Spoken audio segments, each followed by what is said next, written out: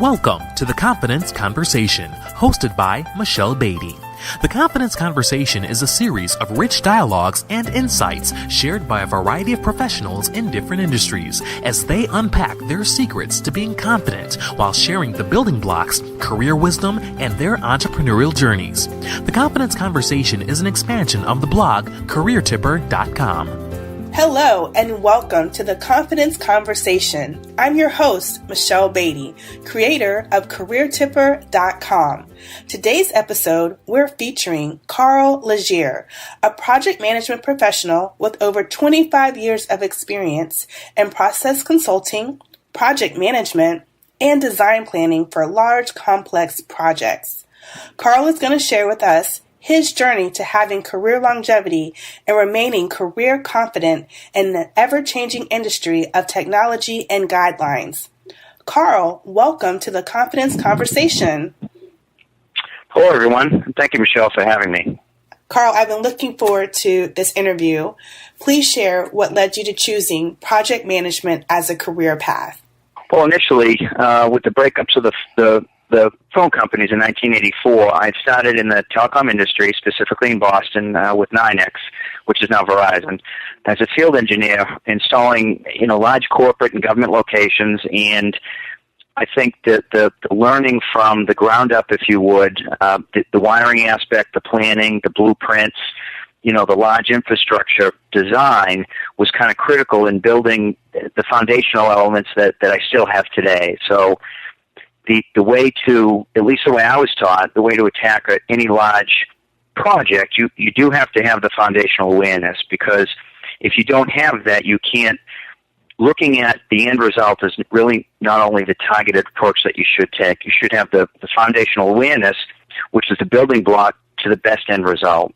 So I think by doing that, it actually kind of opened up my eyes as to the term cradle to grave inception of a project. So I do think that there's a couple must-haves. When you do look at project management, you can, software developer, you can be, whether it be insurance or, software developer, software development lifecycle, a launch of a new product, if it's a marketing type of stream, everything seems to have the same type of process and flow to it. Technical, it's a little bit more exacting because, there is no room for error, in this technical world that we live in, because it constantly morphs. So I found that a lot of companies, do rely on, specific teams to come in and execute correctly. Interesting. Karl, over the years, what hard skills and soft skills have you found to be a must-have in being a sought-after subject matter expert? Well, for the hard skills, because I did choose technology and IT as a direction, and actually, what I chose in school, what I chose in college, and actually the world I do love, because I love, techno gadgets, kind of being the beta test bed, if you would, as to, when you work for the Bell companies, we kind of get stuff first before it's launched out to the public. So I think the hard skills really gets down to becoming a SME in your specific discipline, and I really do think that is ultimately critical. A lot of people would kind of argue with that, because I think there are project managers out there, and I actually think they're blessed, that can morph and change from one category or one type of business to another, and they seem to do it very well.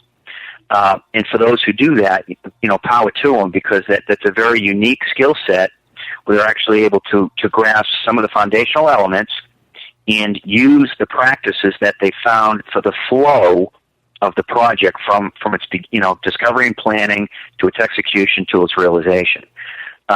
But I guess the way I approach it from a technical is I actually get down to the nitty gritty, if you would.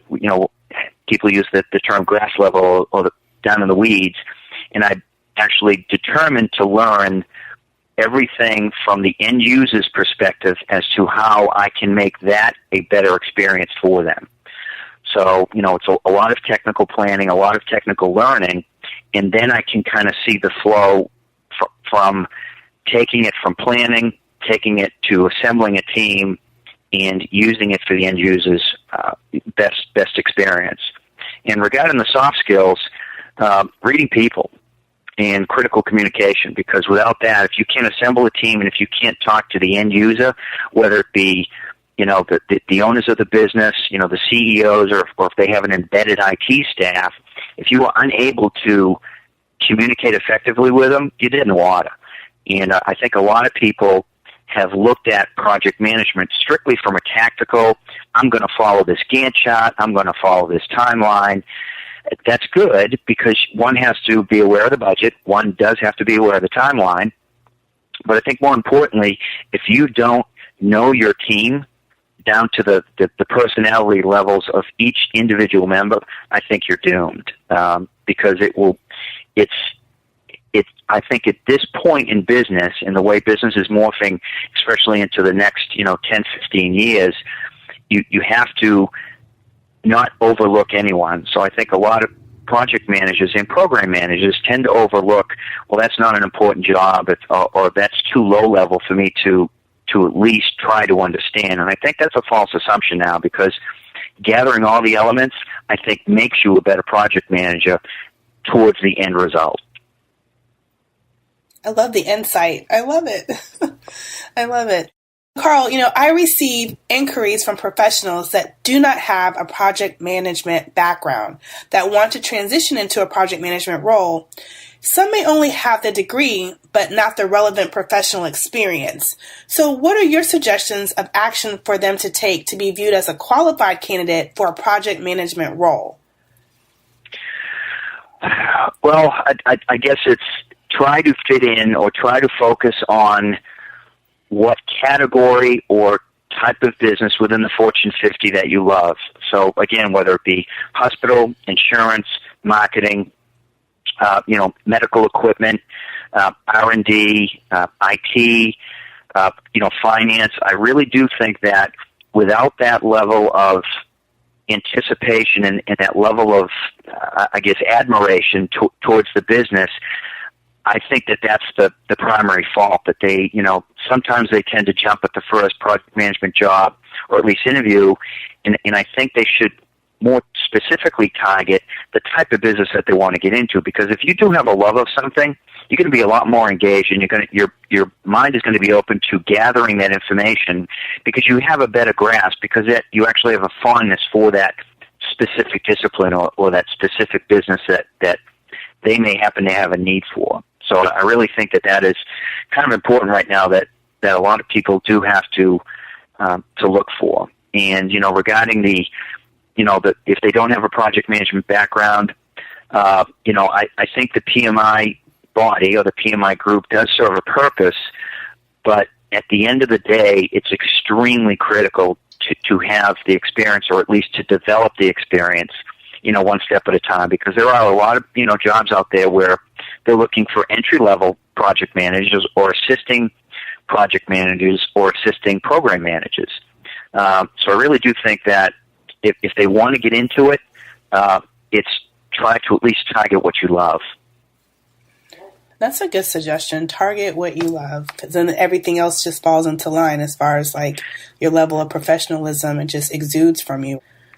It really will, because whether or not it's large infrastructure, or if it's power plant construction, or if it's bridge or civil engineering type of tasks, I think it's critical to have a fondness, because then you can actually speak the language and become fluent with what the user needs. Whether it be a county, a hospital, a board, or whoever is hiring you. I really do think it's critical that you master the fluency, and I think that comes from having a fondness or a love for that type of business.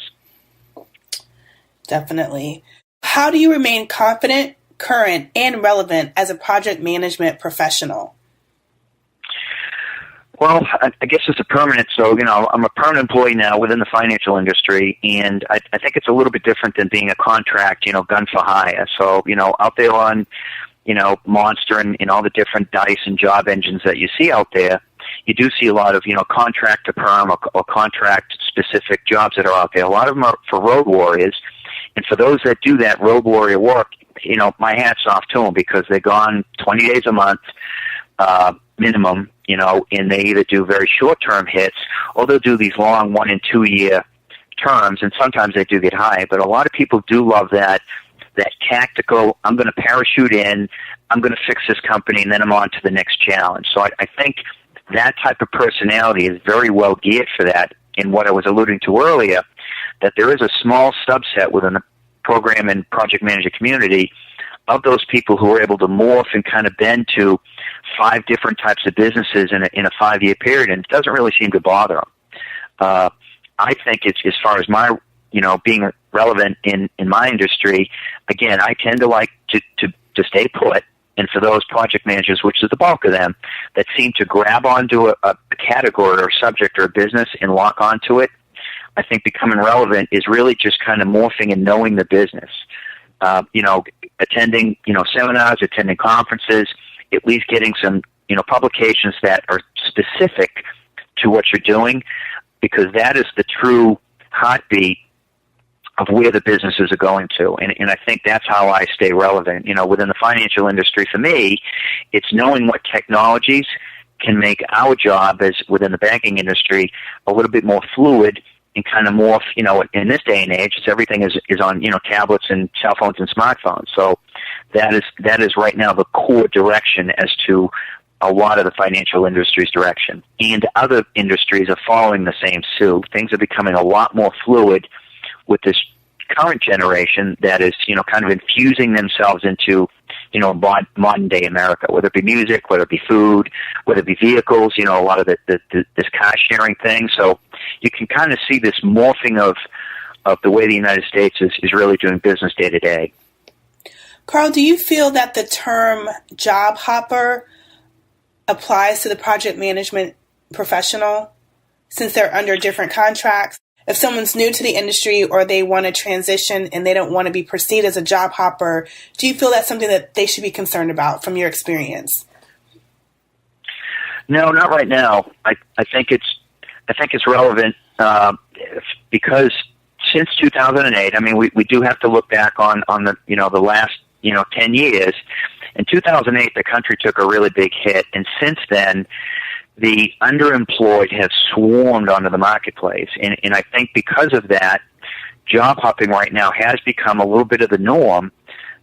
Families that have been kind of separated with a male or the female, either way, is kind of having to gather work where they can. And I think job hopping right now, I don't really think it's looked on in a negative light anymore. I really think it's becoming more of the norm because of this contractual type of benefit where companies don't want a permanent employee because of the cost. They do save a considerable amount of money when they're able just to farm people out. Farm people in. Okay. Well, thank you for sharing that. So what do you enjoy most about being a project manager? Well, I guess from my own pride, because when you look at project managers, that they're kind of the birds of a feather flock together. We're typically type A personalities. We're typically confident and very very self-motivated and self-driven. And what I enjoy most about being a project manager is knowing that it was executed for me with as high level of accuracy as I could accomplish. And to me, that's just about absolute perfection. So I think a lot of us kind of look at our projects as, my brand. And if this project didn't go well, it's a direct reflection of me. So I enjoy doing it to a level of perfection that makes me feel good, at the completion of it. That I know that everything was executed the way it was supposed to have been. And that just, at the end of the day, it does make you feel good because, we have to be very tactical and forceful in the delivery of a project. So I do enjoy it. Mm-hmm. That's awesome. Karl, what is your source of motivation? Looking at it from, it is, I guess being honest, not everyone can be superbly happy and superbly motivated every single day because you do go through an ebb and flow and you do kind of go through the cyclical, if you're kind of stuck, if you would, stuck at this task or stuck in neutral where things aren't going well or there's an extreme, scope change or scope creep, and you don't really know how to connect everything. I think, my source of motivation is that I know at the end of the day, I'm the go-to resource for answers, and I know who I need to get for these specific, stumbling blocks or times when you seem to be an idle. And that, getting back to what I mentioned earlier, it's critical to align yourself with a team or a collateral team of members who you can either call on, have them pop in for a short amount of time to help you get through this hurdle, and to align yourself with the multiple specific tasks that you do need to do as the project moves forward. Because again, without a team, and that could be internal team, that could be external team, that could be a carrier or some type of, vendor that you have to, reach out to see if they can do this one piece. And I think that is key, is, that I know at the end of the day, I can be successful, and that does keep me motivated because I know I can blow through these challenges and kind of conquer these specific hurdles that have been thrown in front of me. Career confidence at its best. It is kind of nice. Yes. What career lesson do you wish you had a better understanding of earlier in your career? Well, I guess when I first started, one of the first, tasks that I was assigned to, there was a small team of us that were, at 9X in Boston. We were assigned to the GE plant, and this was in a city called Lynn, and we had to convert the entire facility over to a new digital, voice and data system. And at the time, it was very intimidating because, you're given this daunting task of converting 10,000 lines and 10,000. Actually, it was about 25,000 users on this compound at the GE plant, and extreme data center, secure data center, having to go through all the security protocols and security clearances. And at the time, I didn't really know how to break up or pass out the project overall. I looked at it from a whole entity, from a holistic aspect, saying, this is impossible, just with the team of 6 we had. So that actually took a long time, to kind of calm myself down and look at it from a step type of sequence. And, this was long before PMI. This was long before the day of the cell phone. We had pages, and everything was pretty much paper-driven. So, when you're looking at scores and scores of blueprints and scores of plans and elevations for, different things that needed to be installed and buildings that had to be installed, that was pretty much, kind of looking at mountain or trying to empty a pool with a spoon. Myself, I'd go home at night and I'd say, this is just almost impossible. But after a while, once you started embedding yourself in following, I guess, mentors and guys that were more senior who had done this before, I aligned myself with a group of guys who made cities talk.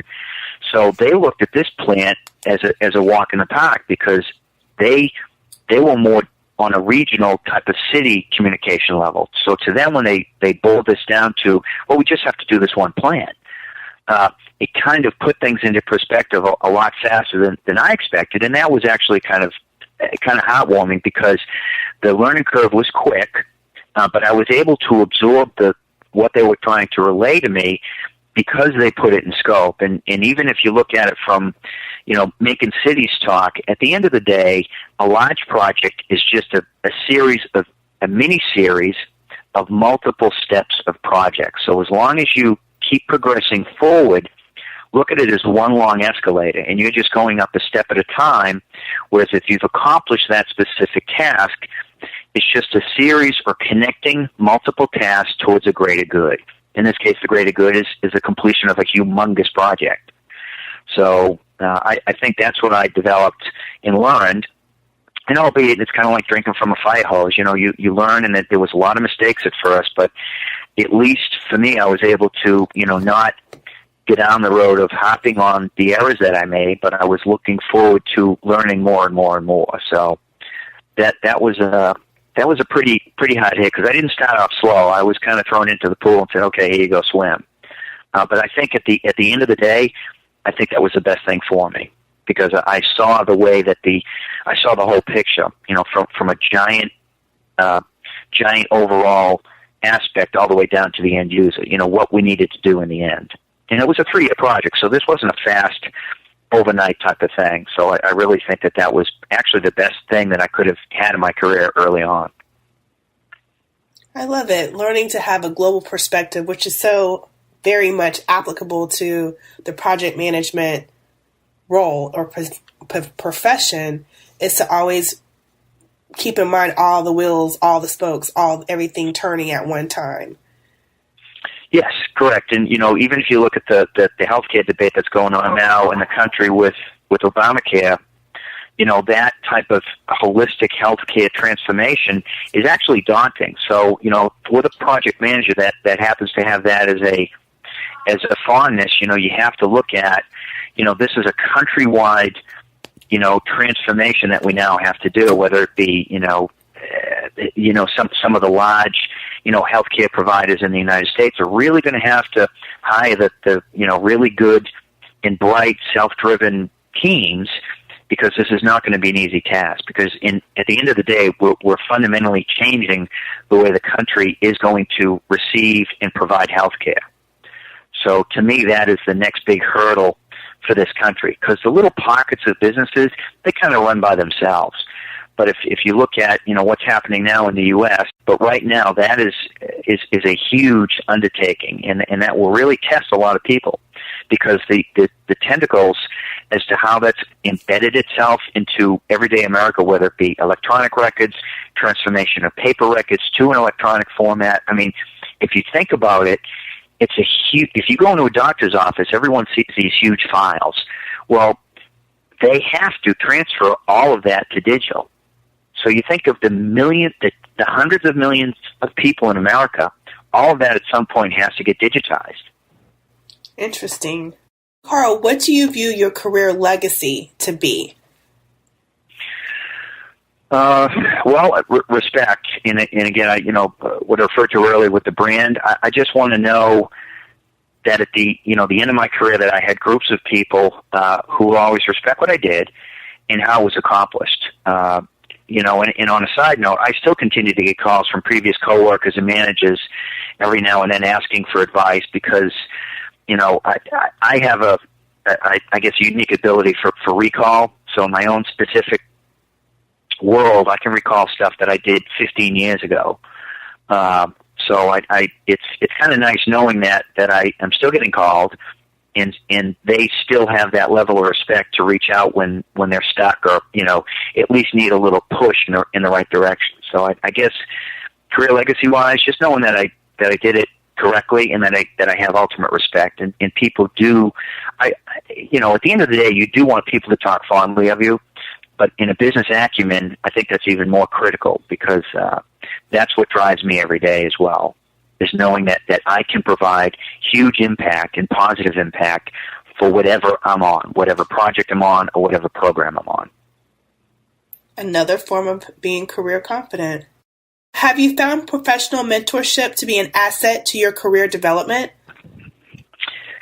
Yeah, most definitely. In the company that I work for now, we get yearly interns, the flood of interns, and my group specifically, we normally get 2 to 3, and I always get one, for my own, use and mentoring. So I have found that it's kind of interesting looking at the viewpoints of, today's kids coming out of college.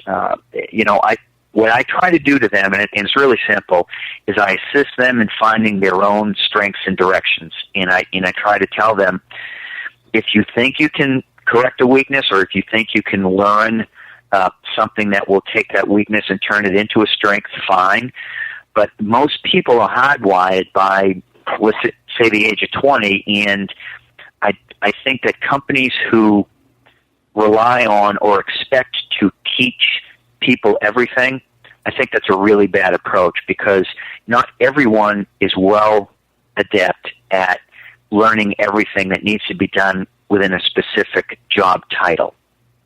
So I think I actually just try to assist, professionals, male and female, in finding their own strengths. And if you think about it, if you go into a doctor's office, everyone sees these huge files. Well, they have to transfer all of that to digital. So I guess career legacy wise, just knowing that I did it correctly, and that I have ultimate respect, and people do. I think it's important And I say, use that to your advantage and become the subject matter expert, because at the end of the day, knowledge is power. I mean, that's one of the truest statements of life. And if you become that expert in whatever the discipline is, that's what I try to instill upon them. I say, look for your strengths, find it, and let's develop it. Find your direction, because they've already picked finance, so that, so for some reason, they're already in my building and in my office. So I try to develop that with the, obviously from a technology standpoint, I try to help them develop the strengths that they'll need moving forward, because you have to be agile in this business environment right now, and I think that the kids are learning that very quickly. You have to be agile, and you definitely have to have an open mind and be receptive to feedback. And change, because I think if you look at it from, no long gone are the days where a parent or an uncle or your mom had a career for 25 or 35 years. Those days are gone. And I think that the sooner that these, that the graduating classes that pour out of college, I think they've realized that, because they've heard, they've seen what's gone on in the last 5 years. So the dynamics of business in this country, and to some point, overbroad in Europe, has changed. You do find these businesses, some of the consulting businesses, Deloitte, Anderson, etc. So they will hire you abroad. A good friend of mine is now over in Czechoslovakia for a 5-year term, and he moved from downtown Atlanta to the Czech Republic. So every now and then you'll find these standouts, but for the most part, here in the States, they're going to have to be dynamic, they're going to have to be fluid, and they're going to have to be agile in how they approach the changing scope of business. And that's actually something you really can't teach that, because it changes so dynamically and so fluidly, you really can't predict what's going to happen. Karl, there's a quote, confidence is silent, insecurities are loud. And I think this is played daily in the workplace. When leading a team, how do you help them diminish their professional insecurities to transform into confident actions?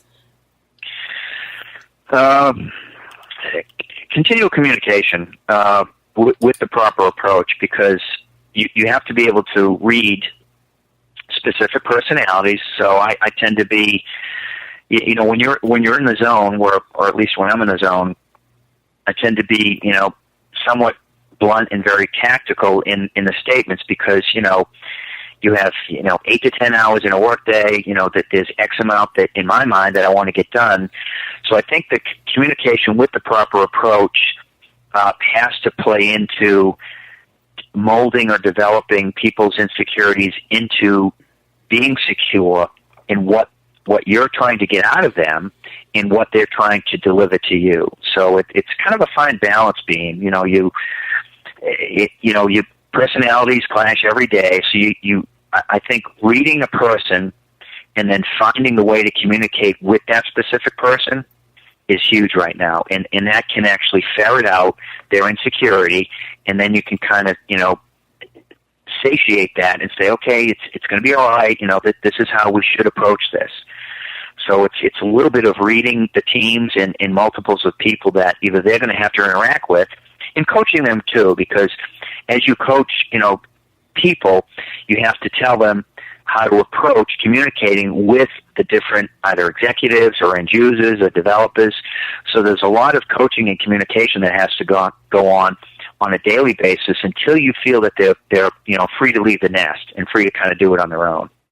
I am a lover of affirmations, and I want to end this episode of the Confidence Conversation with this affirmation. I continually seek knowledge that assists me to be effective, efficient, and fuels my work to be a source of motivation to excel in the workplace. Karl, thank you for being a part of the Confidence Conversation. Please share how listeners can get in touch with you. I can be reached via email at the space down under. So the space down under, all one word, at hotmail.com.